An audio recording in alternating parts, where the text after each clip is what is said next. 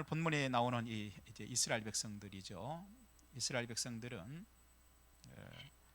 꿈 같은 축복의 가나안 땅에 들어왔어요.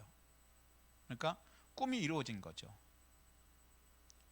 그리고 그들의 소원이 이루어진 겁니다. 단순하게 꿈만 이루어지고 소원만 이루어진 건 아니에요. 앞으로 하나님께서 어떤 은혜와 축복을 주실지 그건 아주 분명합니다. 하나님께서 틀림없이 아주 놀라운 것들을 주실 거예요. 자, 그런데 과연 그들이 가나안 땅에 실제로 들어와 가지고 행복하게 살았는가?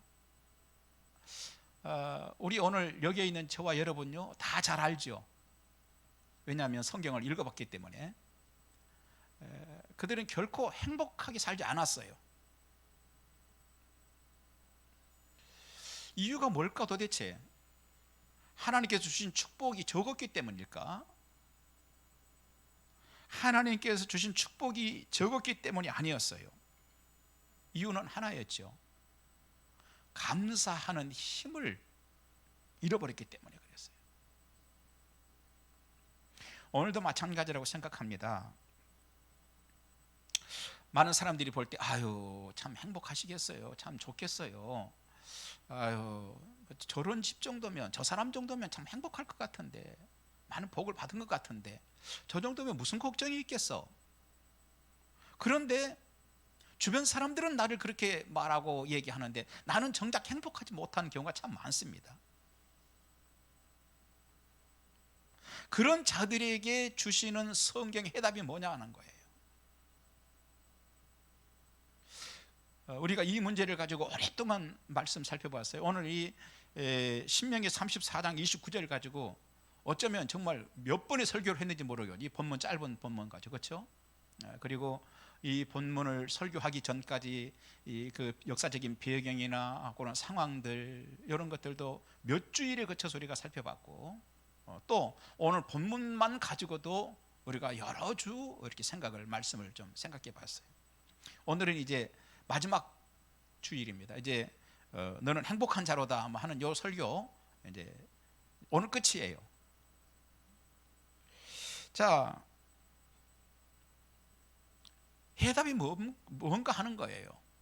많은 사람들이 볼 때 그만하면 좋지 않아? 그만하면 행복할 것 같은데, 그런데 나는 행복하지 못해. 이런 사람들에게 하나님께서 주시는 해답이 있을 거란 말이에요. 그럼 그 해답이 뭔가? 오늘 성경 우리가 쭉 보면서 그들이 왜 그렇게 정말 꿈을 이뤘고 소원을 이뤘고 가나안 땅, 그 축복의 땅에 들어왔는데도 불구하고 그래서 모세가 그렇게 부러워했어요.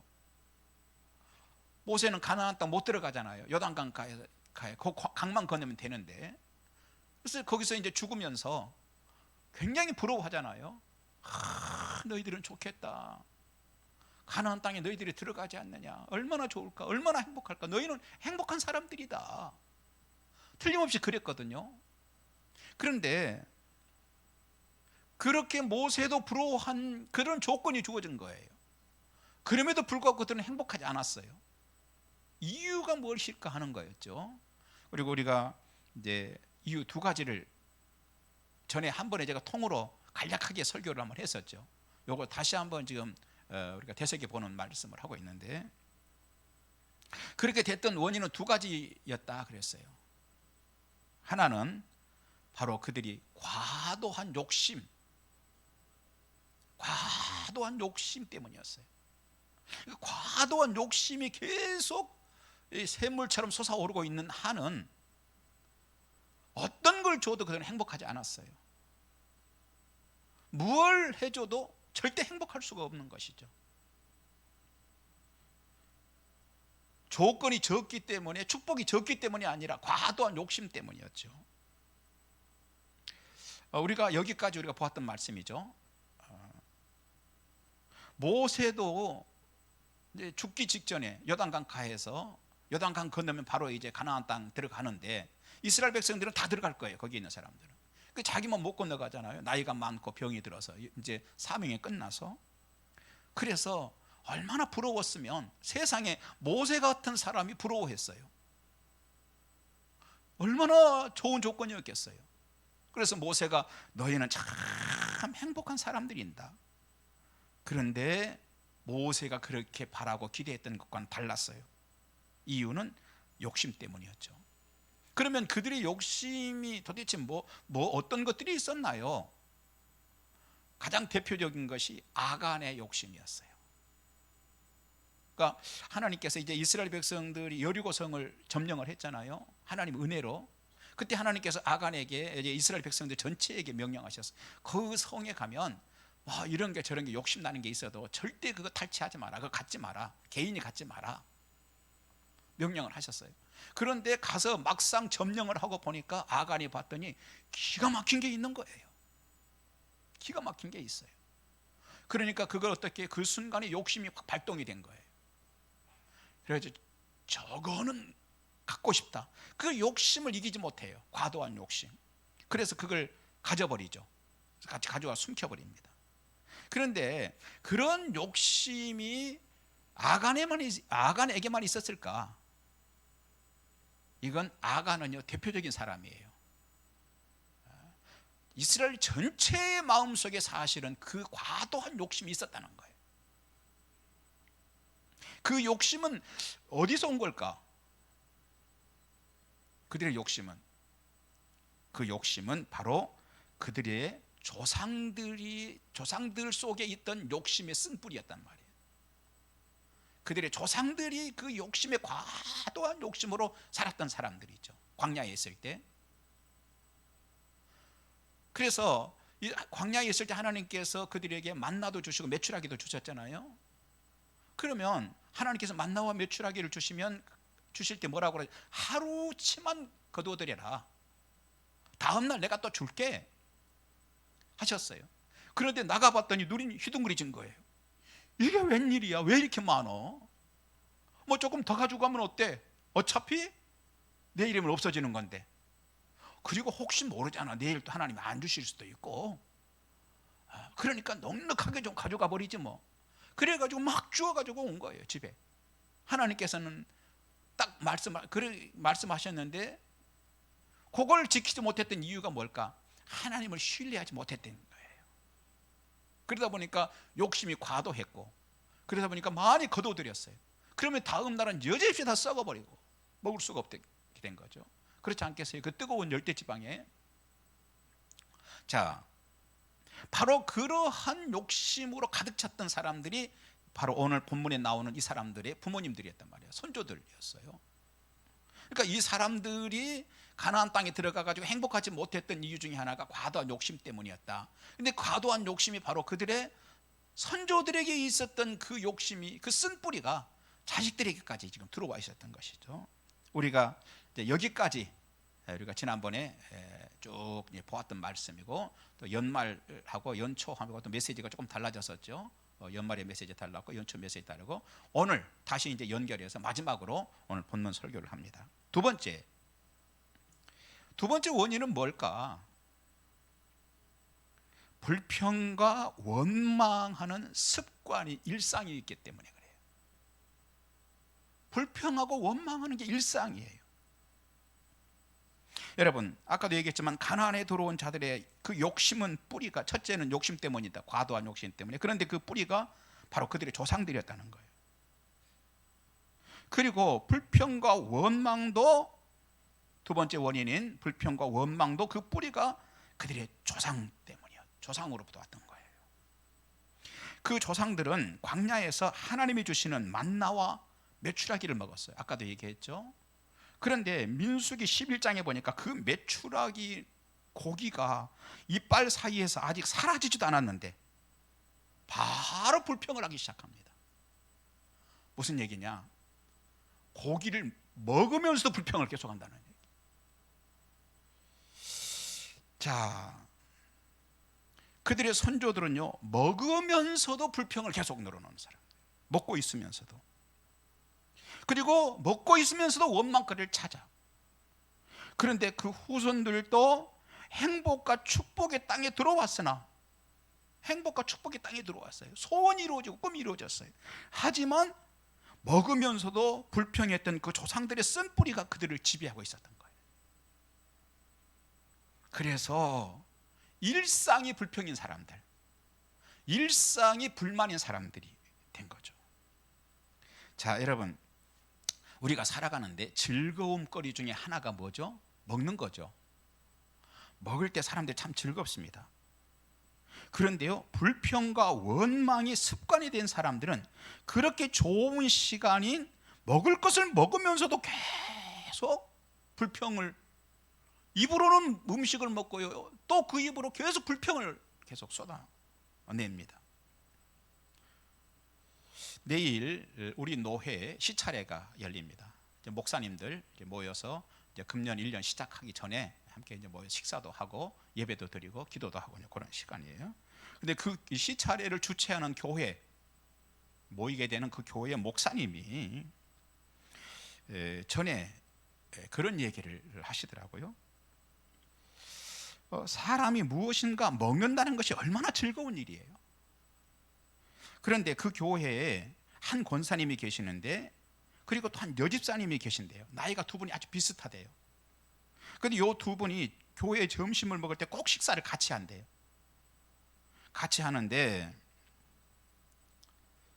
먹는 즐거움이 있는 그때에도, 먹으면서도 그 즐거움이 있어야 될 그 시간에도 주변 사람들이 다 듣도록 계속 불평을 쏟아낸다는 거예요. 계속 불평을 쏟아요. 옆 사람들이 듣기가 아주 거북할 정도로. 그리고 이분들이 친화력이 참 좋다고 그래요. 그러다 보니까 불평하는 사람들을 계속 끌어모은대요. 여러분, 커피 마시는 시간이 먹는 즐거움이 있는 시간이에요. 얼마나 즐거운 시간이에요. 그런데 그 좋은 시간에도, 커피를 마시면서도 즐거운 시간인데도 불구하고 계속 불평과 불만을 계속 털어놓는데, 그러니까 이분들 주변에 걸리기만 하면 다 테이블이 오른대. 연결된 모든 사람들 주변에 있는 아목에 오늘은 테이블에 올려놓고 막 비난하고 불평하고, 교회도 목사님을 테이블에 올려놓고 막 비난하고, 뭐 이렇고 저렇고, 교회 뭐 어떤 전도사님을 테이블에 올려놓고 또 막 비난하고 비판하고, 그 좋은 시간에 그런다는 거예요. 여러분은 진정으로 행복하길 원한다면 감사의 힘을 키워야 합니다. 우리 교회도 점심을 먹어요. 점심 먹을 때, 또 커피를 마실 때 먹으면서도 일상에서 감사하는 힘을 키워야 합니다.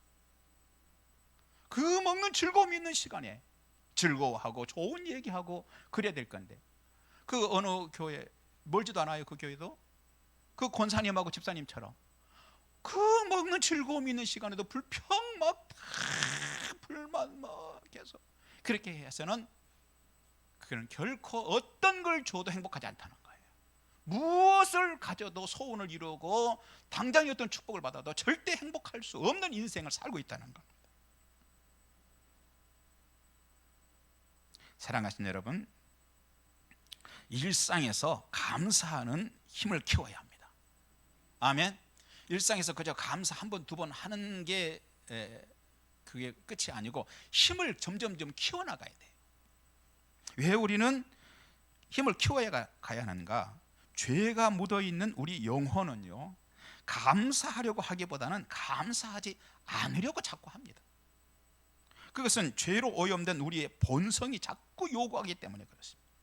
그런데 그 본성대로 가면 감사하지 못하고 원망 불평하며 축복의 가나안 땅에 들어왔으나 결국 행복하지 못한 것이 일상이 되었던 이스라엘 사람들과 같은 라인, 같은 줄에 서게 되는 겁니다.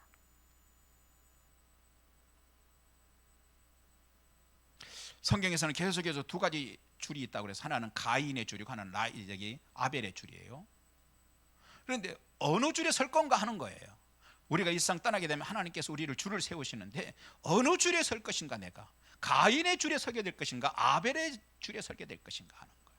그런데 오늘 이렇게 불평이 일상이 된 사람들은, 그들은 가인의 줄에 설 수밖에 없는 사람들이라는 것입니다. 특히 여러분 즐거움이 있을 때 그건 그냥 즐거움으로 누리시고 기뻐하시고, 그렇게 해서 오히려 그 시간에 더 감사할 수 있는 감사의 힘을 키우시기 바랍니다. 여러분, 이것이 오늘 본문 신명기, 창세기, 출애굽기, 레위기, 민수기, 신명기 다음에 여호수아이죠. 그 다음에 사사기입니다. 계속해서 이 여호수아 사사기에서 주는 메시지예요. 특히 여호수아에서 그렇습니다. 가나안에 도착한 이스라엘이 이제 땅을 분배하게 되죠. 정복을 하고, 많이 정복을 하고 땅을 분배해 줍니다. 각 지파에 한 분기씩, 말하면 한 덩어리씩을 땅을 잘라주는 거예요. 그런데 요셉의 자손들도 어떻게 됩니까? 한 분기, 한 덩어리를 받게 됩니다. 다른 삼촌들 분기처럼 다 공동하게, 공평하게 받습니다. 그러자 평소에 이스라엘 민족은 우리 할아버지 요셉 때문에 애굽에서 살아남을 수 있었다는 공로의식이 강했던 요셉의 두 아들 에브라임과 므낫세의 후손들이 왜 우리 한 분기만 주느냐고 항의를 합니다. 왜? 다른 삼촌들 분기 가문은 한 분기씩 줘도 되지만 우리는 공로가 있잖아요. 그래서 왜 우리를 공로가 있는데 한 분기만 주느냐고 불평하고 항의를 하죠. 그러니까 어떻게 합니까? 그럼 땅을 또 조금 더 분배를 해줘요. 한 덩어리를 더 줍니다. 그럼 만족했을까요? 아니에요. 그랬더니 이번에는 그 지역 사람들은 철병거를 가지고 있는데, 우리는 지금 청동 무기를 가지고 있는데 그 지역은 철기를 가지고 있는데 우리에게 그런 험한 땅을 기업으로 주느냐고 또 불평을 합니다. 이런 사람들에게, 불평 원망이 일상인 사람들에게 뭘 주면 행복하겠어요? 그 사람들이 아무것도 행복할 수 없어요. 그들은 부모들이 광야에서 했던 원망을 지금 그대로 답습하고 있습니다. 그들은 그 욕심과 원망으로 가득한 채 자신의 입을 위해서, 자신의 상차림을 위해서, 더 소유하기 위해서 직면한 현실에만, 오늘 이렇게 하면 내일은 조금 더 상차림이 좋아질 거야, 오늘 이렇게 하면 내일은 내 상에 조금 더 맛있는 걸 먹을 수 있을 거야, 이런 현실에만 몰입하고 있었어요. 그러면서 모세가 오늘 본문에서 얘기했던 너희는 행복한 자로다 했던 행복의 조건들을 모세가 그냥 했겠어요? 그거? 아니죠. 너희들은 이런 조건이 있으니까 행복할 거라고 했는데 그 조건들을 다 먼지처럼 날려버리고 있었던 것입니다. 그 결과 그들의 꿈이었던 그 가나안에 들어왔다는 것도, 하나님께서 지난날 그렇게 인도해 주셨던 경험과 간증도, 앞으로 인도해 주실 것이라는 기대도 행복으로 이어지지 못하고 많은 사람들이 되고 말았다는 것입니다. 그들은 계속해서 더 안락한 삶과 더 많은 소유를 향해서 몰입할 뿐이었습니다. 행복한 것이 지금 없어서 불행한 것이 아니라 행복을 위한 힘을 기르지 않았기 때문인 것입니다. 이 시대를 살고 있는 우리들은 인생이 어떤 것인지 잘 알고 있습니다. 인생은요, 냉정하게 볼 때 행복으로 가득하기보다는 고난의 가시밭길입니다. 그렇죠? 남에게 모욕을 당하는 어려움이 있습니다. 친구에게 배신을 당하는 괴로움이 있습니다. 간절한 소원이 이루어지지 않는 괴로움도 있습니다. 커다란 기대가 무너져버리는 괴로움도 있습니다. 가난한 괴로움도 있습니다. 실패의 괴로움도 있습니다. 질병의 괴로움도 있습니다. 절망과 고독의 괴로움도 있습니다. 분노의 괴로움 등 그야말로 인생은 가시밭길입니다. 모세도 이스라엘에게 그런 것들이 있을 줄 알았을까요? 몰랐을까요? 그래서 그렇게 헛소리를 했을까요? 너희는 행복한 자들이다? 아니요, 모세도 다 알아요. 있을 거는 다 알았어요. 하지만 그런 것들을 충분히 뒤덮어버릴 행복거리가 그들에게 있기 때문에 너희는 행복하고 좋겠다고 부러워했던 겁니다. 그런데 정작 그 자신들은 그렇지 못한 행복한 삶을 살지 못했던 것입니다. 차이점이 어디 있습니까? 하나입니다. 모세가 말하는 것보다 더 많은 것들이 있어야 행복할 것이라고 생각한 겁니다. 모세가 생각할 때는 그것이면 너희는 너무너무 행복할 것이다 그랬는데, 그들은 생각할 때 그거 말고 더 있어야 합니다라고 생각을 했던 거예요. 더 맛있는 것을 먹어야 행복할 것이라고 생각했고, 왜 자신에게는 더 많은 행복의 조건이 없느냐고 원망했습니다. 그리고 행복을 배양해내는 것이 아니라 주변에 연결된 모든 사람들을 테이블 위에 올려놓고 불평을 배양하고 밤새도록 불안을 배양하고 밤새도록 기원하고 또 배양해내는 어떤 상황에 대해서도 밤새도록 그 불만족스러운 불안을 상상하면서 막 길러냅니다. 아니었습니다. 근심과 염려는 예수 이름으로 끊어야 하는 것이었습니다. 그런데도 사람들은 쓸데없는 근심에 빠져 삽니다. 어느 심리학자는 인간의 염려와 근심을 분석해 봤더니 실제로 정말로 염려해야 되는 것은 단 2%밖에 없대요.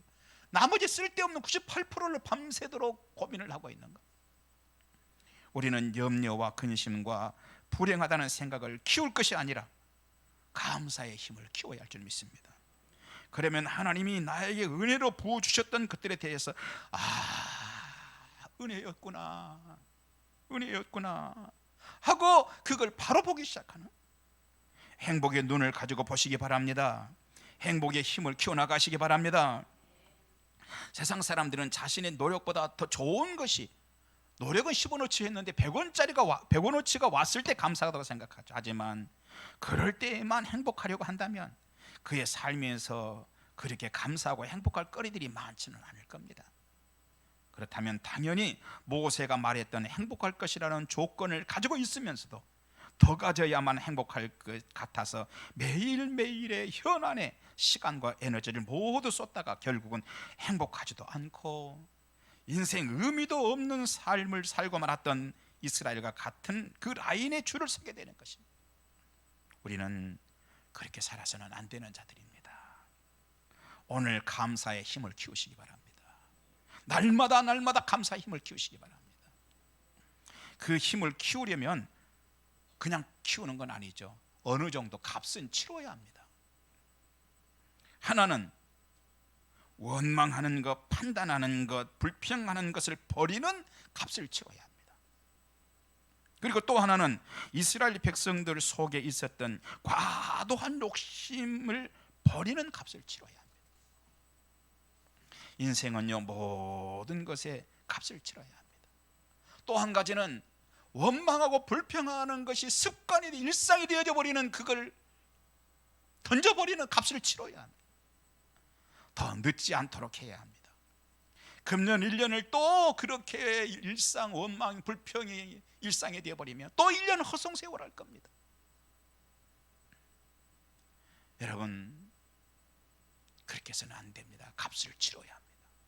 세상에 공짜 없습니다. 어느 부부에게 발친인이 표시되지 않은 브로드웨이 공연 입장권 2장이, 저거 지난번 설교 때 했던 얘기죠. 2장이 왔다고 그랬어요. 공연을 보러 갔고 아주 즐거운 시간을 보냈습니다. 그 후에 집에 돌아왔을 때는 도둑이 집안을 샅샅이 뒤지고 간 뒤였습니다. 그 입장권은 도둑이 보낸 거였어요. 시간 맞춰서 집안을 털려고. 공짜는 없고 반드시 대가를 치른다는 교훈입니다. 또한 기회가 지나가 버려도 좋은 거, 기회가 지난 후에는 소용이 없다는, 의미가 없게 된다는 얘기도 했습니다. 얼마 전에 제가 몸이 아픈 한 분을 만났습니다. 병드는 분이었어요. 그분은요, 젊은 시절에 정신 안 차리고 도박하고 술 먹고 살았는데, 가족 돌아볼 생각도 하지 않고 살았는데, 이제야 자기 몸이 병들고 나니까 깨달아지는 게 있대요. 가족의 소중함을 이제 알겠다는 거예요. 그분은 가족이 소중한 것을 알기까지 너무 귀한 젊음을 다 지불한 거예요. 우리는 그 귀한 것을 알기 전에, 알기까지 너무 늦지 않도록 해야 하는 것입니다. 또 한 가지가 있어요. 조금만 때가 늦어도 좋은 것이 의미가 없어져 버리기도 하는 것이 사실입니다. 한 남자가 고등학교 졸업하자마자 머리가 살살 빠지더니 대머리가 되기 시작했어요. 국립 끝에 머리를 심기로 했고, 비용 마련을 위해서 2년 동안 많은 고생하고 돈을 벌어가지고 마침내 머리 심고 집으로 탁 왔어요. 어머니 들어왔는데 어머니가, 야, 너 오늘 영장 나왔다. 머리 깎아야 돼. 조금 일찍 났으면 얼마나 좋았겠어요. 영장 나오기 전에. 철진한 기회는 의미가 없다는 교훈입니다.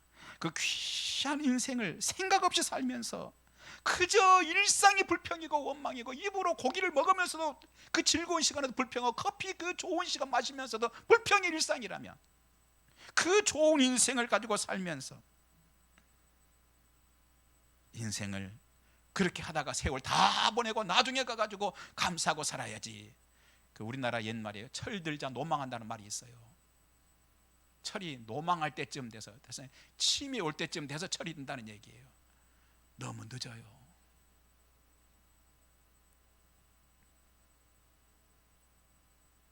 나중에 감사하고 살지요. 그렇게 해서 행복한 때를 놓치면 안 됩니다. 그때에는 정신 차리고 보면 의미가 없을 수도 있습니다. 오늘 감사의 힘을 키워야 합니다. 단지 소유의 인생의 목표를 두고 더 가지기 위해서 과하게 욕심을 부리는 것에서 방향을 돌려야 합니다. 불평하던 습관을 끌어버리는 값을 치러야 되는 것입니다. 세 번째, 성도들이 키워야 할 그러면 감사의 힘은 무엇인가 하는 것입니다. 하나님이 계신다고 하는 힘을 키워야 되는 것입니다. 우리와 함께 하신다고 하는 것에 대한 힘을 키워야 합니다. 그것이 모세의 주장입니다. 모세가 이스라엘에게 행복한 자들이다 너희라고 했던 원인은 어떤 조건이 더 좋아지기 때문이 아닙니다. 가나안에 들어가면 만나와 메추라기가 이 앞전에 광야에서 먹던 것보다 갑절로 쏟아지기 때문에 너희들이 행복할 것이다 라고 하지 않았습니다. 그들에게 여전히 하나님이 계시기 때문에 너희들은 행복한 자들이다. 과거에 인도해 주신 하나님이 앞으로도 인도해 주실 것이기 때문에 너희들은 행복한 자들이다. 하나님이었습니다. 여기에서 발견하는 것이 있습니다. 하나님 없는 인생은요, 감사할 힘도 부족하고 행복할 힘도 부족해지는 것입니다. 미국의 여배우 마를린 먼로는 모든 것을 가지고 살았던 사람입니다. 그런데 뚜렷한 이유도 없이 나는 불행하다고 느끼더니 결국 1962년 어느 날 밤 내 인생은 파장한 해수욕장 같다 하는 글을 남기고 자살을 합니다. 하나님 없는 인생은 세상의 모든 행복한 것을 다 가진다 해도 그것은 신기루에 불과했던 것입니다. 혹시 하나님 없는 행복을 원하십니까? 아닙니다. 시편 127편 1절 여호와께서 집을 세우지 아니하시면 세우는 자의 수고가 헛되며 그랬습니다. 성도에게 감사의 힘이 뭐냐? 하나님이 계신다는 겁니다. 그 하나님이 여러분과 함께 하신다는 것입니다. 우리가 이것을 키우면 감사와 행복의 힘을 키우는 것입니다. 이것을 키워야 합니다. 고골리라고 하는 사람이 쓴 단편소설 외투에 있는 내용이죠. 러시아의 수도인 페테르부르크에 아까키 에비치라고 하는 노인의 평생 목표는 고급 외투 하나 갖는 것이었습니다. 그 일을 위해서 피나는 고생을 했습니다. 드디어 80루블을 벌어가지고 그 돈을 들여서 저축을 해가지고 꿈에 그리던 그 외투를 구입했습니다. 그런데 그날은 노인에게 성공한 날이자 목적을 이룬 날이었습니다. 하지만 집으로 오다가 강도를 만납니다. 비싼 고급 외투를 강탈당합니다. 단순히 고급 외투를 강탈당한 것이 아니라 그의 성공을 강탈당하고 그의 행복을 강탈당한 것이었습니다. 그날 이후에 그 노인은 좌절의 늪에 빠졌습니다. 너무 속상한 나머지 시름시름 앓다가 결국 죽고 말았습니다. 이 노인의 목표는 고급 외투였지만 오늘 또 많은 사람들이 또 다른 외투를 목표로 삼고 있습니다. 많은 사람들은 하나님에 대한 것을 키우려고 하지 않고 소유만 키우려고 하고 있습니다. 그런데 에릭 프롬은 소유에 행복이 있지 않다, 행복은 존재에 있다 그랬습니다. 우리의 진정한 목표는 하나님이 된다는 것입니다. 그분은 존재 중 존재이시기 때문에 그렇습니다. 모든 존재는 그 하나님이라는 존재로부터 출발했습니다.